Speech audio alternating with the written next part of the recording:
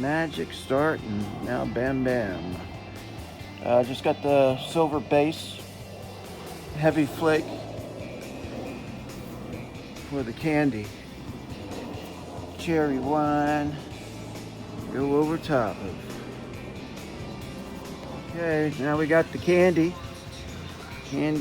wine over top. So I just got done shooting that. There we go, the other tank. Nice color, I love that color. Okay, the flamage is all laid out on us here. Where we're going.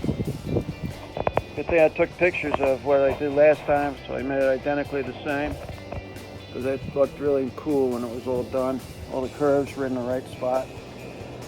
So now we start the other magic. Here it comes. And just got done shooting the black. Now comes the candy black, and you dosed everything in. And put a couple clear coats on top of that. So we're gonna look good. All right, we're letting the base coat sit up. Flames came out gorgeous, absolutely. And get ready for the candy black now. Make that ghosting happen.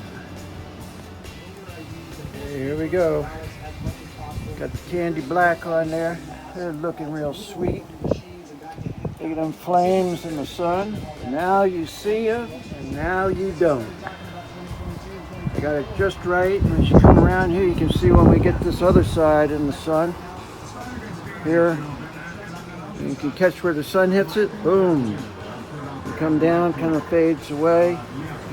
And then with this one here you go. Sun's hitting it. Wherever the sun gets directly on it, boom, the flames appear. Woo-hoo! We're looking sweet. Gotta let it sit for a day. And then I can color sand and buff it for you. All right, bam bam. There's the flamage. Here it is.